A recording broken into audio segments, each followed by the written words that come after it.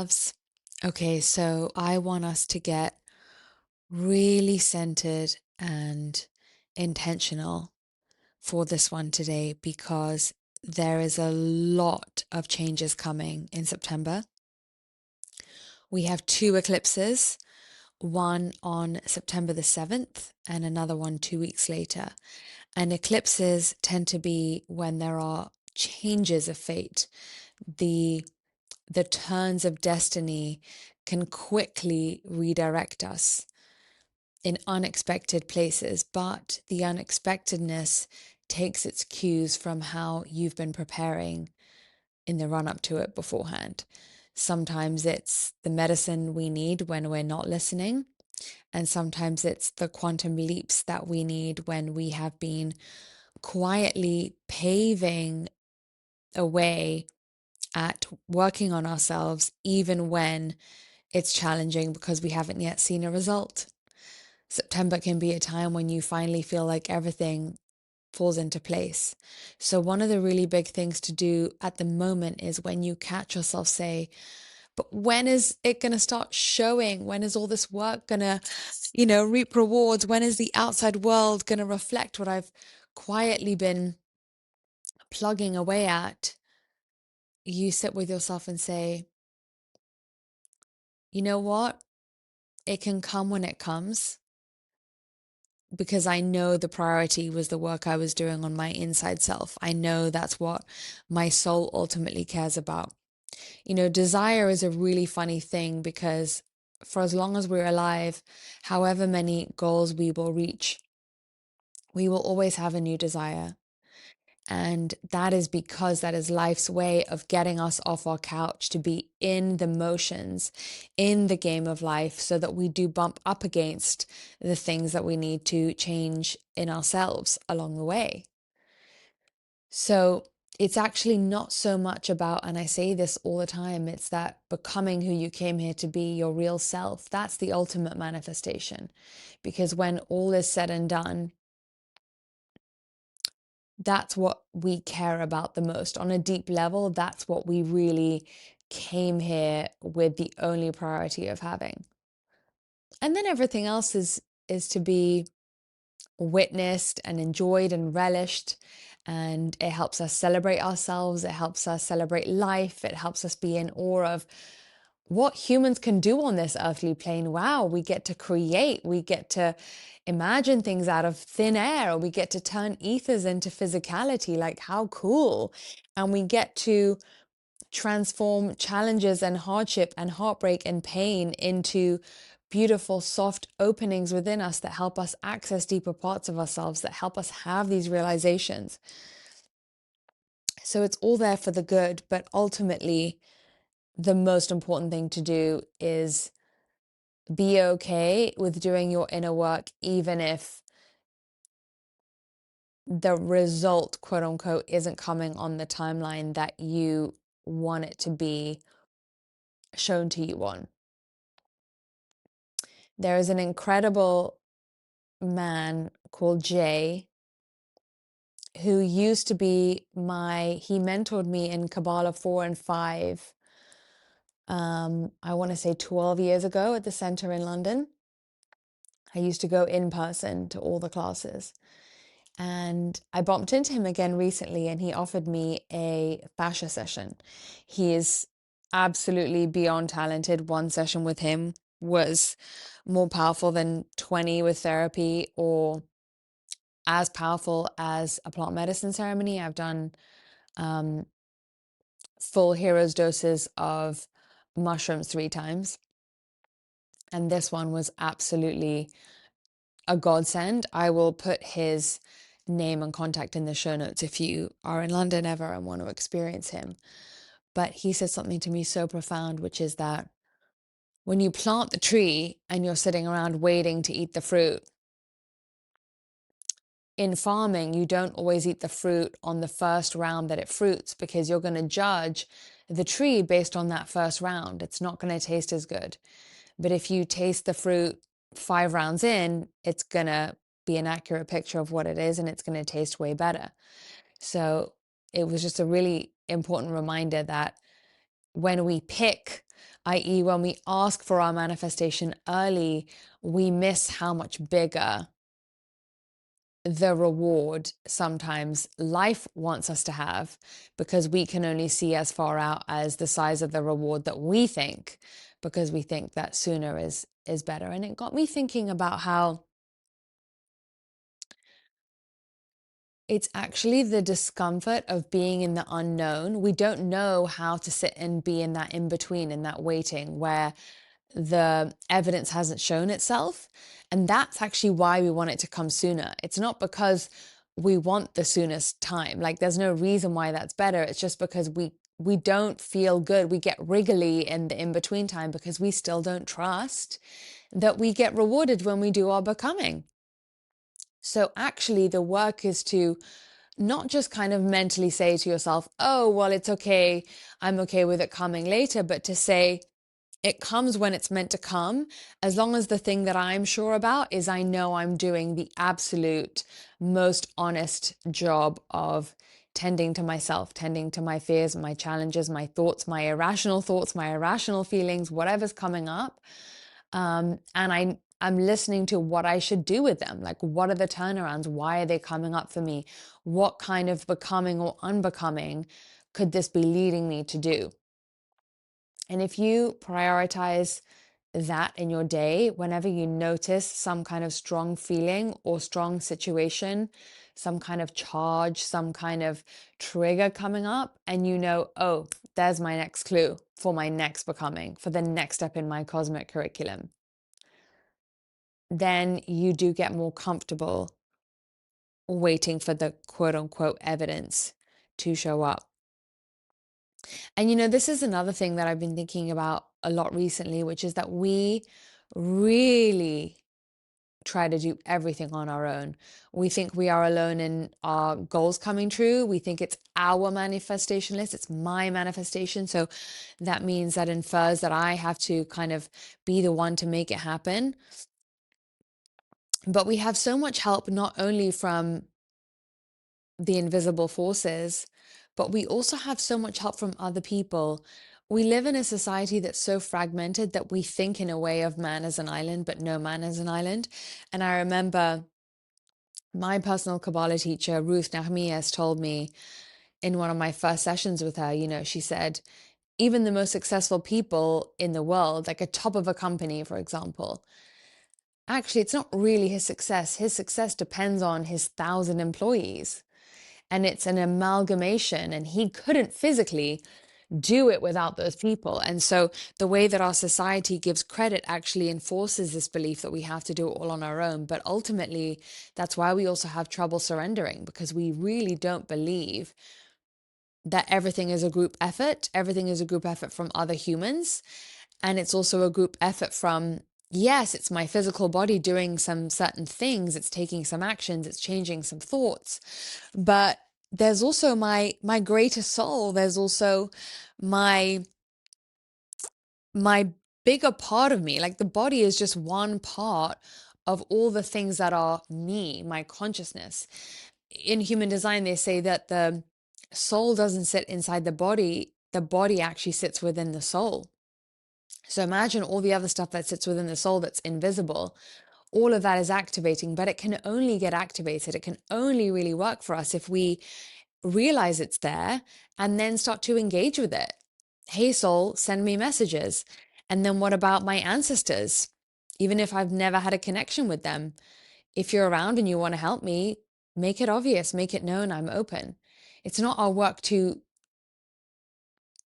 try to make them make it obvious. It's just to ask and then be open to what might come, and be okay with if nothing comes for 3 months, or if nothing ever comes, but then you get guidance from your guides, or you get guidance directly from what you call God, or wherever it feels like you resonate. Everything, and this is what no one wants to tell you, is that everything is a custom formula in this version of your becoming. The deep spiritual principles are the same, but in many ways, it's much easier to go to someone who says, okay, every night for 3 minutes, ask your guides this and this and this. And then in, a certain amount of time, you'll start to see it and it will show up like this. Life is a buffet, or it's like a giant menu at one of those Chinese restaurants where the pages are like 20 pages long and you almost don't know what to pick. It's that way with wellness. It's that way with purpose. It's that way with asking for help. It's that way with tapping into your intuition. But it's so effing hard for us because we have to be in that constant game of opening up new ways and discovering different ways that we order off that menu every single day. It might change, it might stay the same for a period, and then all of a sudden it might change, or it might change every day for 5 days or 5 weeks and then go stay the same for a bit and then only require a little bit of tweaking. There is no switching off to life. We have to do all the things, meaning we have to take care of our physical body. We have to also take care of our mental health. We have to also shop for the people we love. We have to also practice surrender. There is no, oh, just do this and you'll be healthy. There is no just do this, or this is the most important part of our spiritual journey. And as long as you do it this way, the result is guaranteed. And this is why human design is so powerful, because it says to you, these are the mechanisms by which you get to being your real self. But after that, you're on your own. And that's harder sometimes for us to get into because we have no idea what tomorrow is going to entail. But the truth is of life, tomorrow isn't guaranteed, and no one knows what tomorrow entails and how the beingness of our real selves is going to get applied, right? The beingness of your real self is going to be different when you're pulling a curtain than when you're having a hard conversation.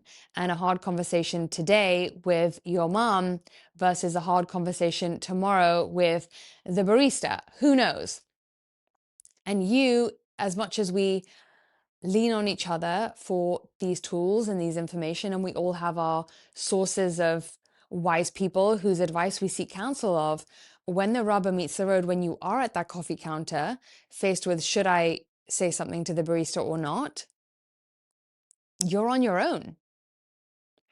In the actual practice of the becoming, it is just you and you. And so, in order to spiritually grow, you have to know that there is a part of you that is stronger than you ever think it's going to be. And that's the person you are going to index for the guidance, only ever in the moment, then going to the dogmatic, but kind of more reassuring to the ego guidance that is just kind of copy pasted on you from someone else. So, what I'm saying here is that even things that work only work for some of the people and only some of the time. So whenever we catch ourselves trying to, oh, just get a freaking break, like, please, my ego is going to tell me just eat this every day and you'll be healthy, and then you won't have to think about it, and life is going to say, no, no, honey, you have to think about it. You have to check in, not overthink, not over obsess, but in the moment when you're choosing to have it, are you just ordering it on automatic? Or are you just noticing, I kind of don't feel like that today, or let me get it without the carrots, or whatever your thing is. Those little whispers that come to you that you often just kind of ignore because we just want to get on with it. And there's 25 other things that we have to be thinking about in that moment. But hold on, why am I telling myself I don't want to have carrots today? And instead of letting that send me down a rabbit hole of researching why carrots could be bad or something, because trust me, you will find evidence for anything to be good or bad, just to say, okay, I just won't get them today. Don't need to know why, don't need to know how. And maybe tomorrow I won't want them either, or maybe I'll crave double tomorrow. Who knows? But it doesn't matter because I listen to myself and I trust that part of me that tells me that, rather than being in my head about it and referencing what other people said about stuff. And that's the ultimate freedom, but it's the hardest thing to do. And every time you do it, there are always other levels. So there is truly no switching off to life. And the reason why this is so important right now is because the more we switch off to life in the coming years, as you know, human design has talked about the fact that we are entering a new paradigm in 2027, and that the run up to these years was always going to be times of drastic shifts. I've been talking about this since 2018.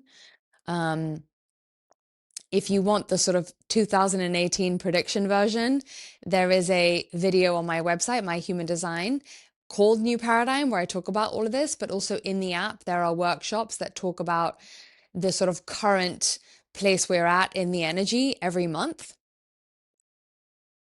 And there is another one dropping tomorrow.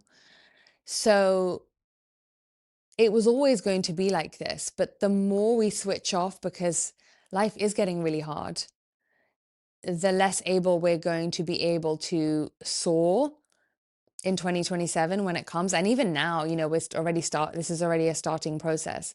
We need to really be in our power. We really need to be connected to the authority that is inside of us, not the thinking mind that pretends like it knows, but the authority, the one that knows with a capital K, that says, oh, I can see all the pieces at play here that your mind doesn't know. So there's a reason why there's an energetic frequency of carrots that's not a match for you today. Or there's something in the carrots that's not going to be the medicine that you need because you're going through some kind of, like, maybe you've overbreathed weird pollution, and so carrots are just going to aggravate what's in your lungs. Like, there's no way we would know all the different factors going on, but we need to start to listen. And when people say I can't hear my intuition, it's because we do ignore these tiny little whispers because they don't make sense to us, and we ignore these tiny little whispers because they sound irrelevant, but they're really not.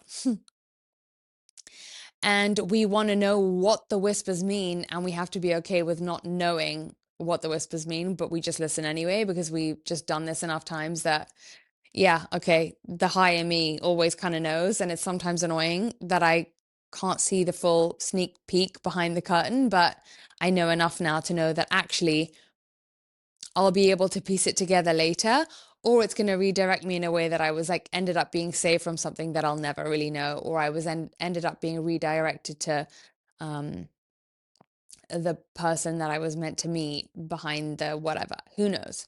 And we have to be okay with the living in the who knows.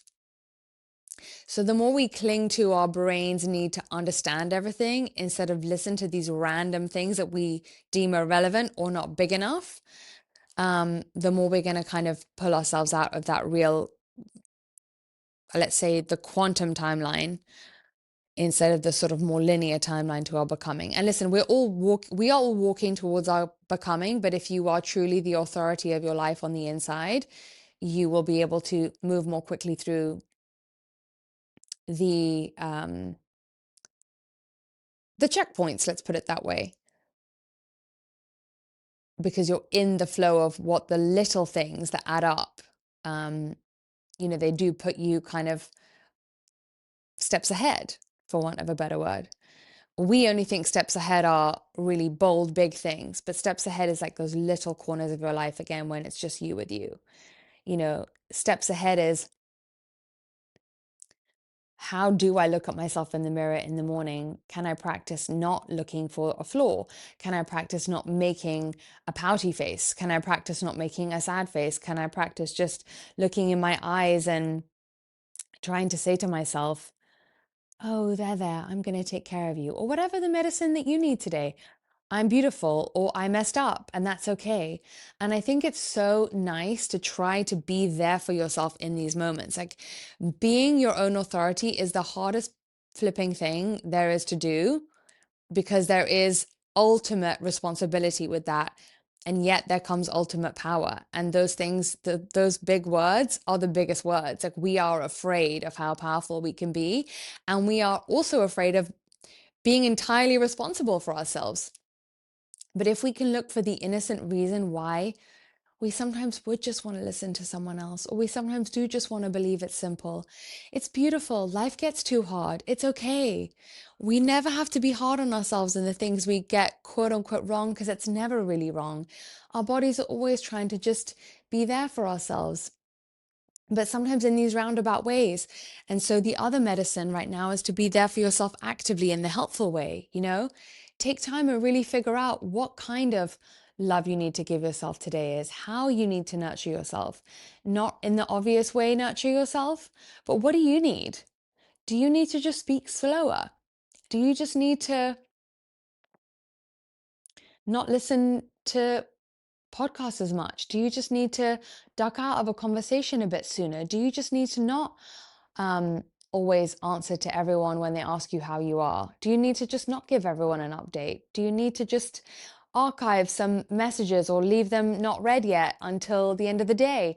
Simple things like that. That's all taking care of yourself. It's less obvious than a self-love meditation. It's less obvious than a bath or a gua sha, not any less important. And I don't want to be one again. The dogma is like, now it's become trendy to say self-love isn't the bath. Like sometimes it is. And you will have to decide when that is your act of self-love and when it's not. And if it's a regular part of your rota for today, or if tomorrow you need to update that narrative. So there really is no switching off to life. But the promise is that when you tell yourself, I'm going to try this whole practice of not switching off when I'm tempted to switch off, wow, am I going to discover how powerful I am? And it's that way around. It's not, I'm going to sit and believe I'm powerful and then do something different about it, because there's often this expectation that you are powerful, you're more powerful than you know, just start believing it. It's a pressure that we can't, like, unless we embody it and we feel it cellularly and we've gone through it and we've witnessed it, it's so much pressure to try and expect ourselves to feel that way. So it's the other way around now. It's, when I notice a temptation to switch off, AKA not be the authority of my life or just live on automatic a little bit, let me try not. It might be scary, might be uncomfortable. I might not have words coming out of my mouth for one hot second, but really, what's the margin of error? It's really not that big of a fuck up. And even if you don't act different, you just put a pin in it and say, oh, I noticed that's where I want to switch off. I'll come back to that later and I'll feel into it when it's just me and me on my meditation pillow, something like that. So absolutely not giving yourself the harshness that the world has told us that we need to grow, actively giving yourself softness and being there for yourself in the good friend or mother or father or universe loving cosmic force, whatever you want to call it, that love. And at the same time, the sort of kind sternness of, okay, but let's also face facts here. The loveliest thing I can do because I care for you so much is tell you that we're not going to let us switch off anymore. We're going to rise to this occasion because we know this is what matters in life. And if you can really be there for yourself and keep saying that to yourself over and over, my God, you will fall in love with yourself and you will discover levels of beingness that you never even thought you were capable of. And that's what this is all about. I'm sending you guys all so much love, so much appreciation for being on this journey together, because healing doesn't happen in a silo. It happens when you can talk about how becoming your real self is important to other people, even if it's just through a podcast, even if it's just through listening to a podcast or reading a post, just to know that there are other people out there who echo our same values and sentiments is what I really believe is catapulting everyone's journey of growth and transformation. So I'm sending you 10 times the love and appreciation that you feel right now. And here's to your rising.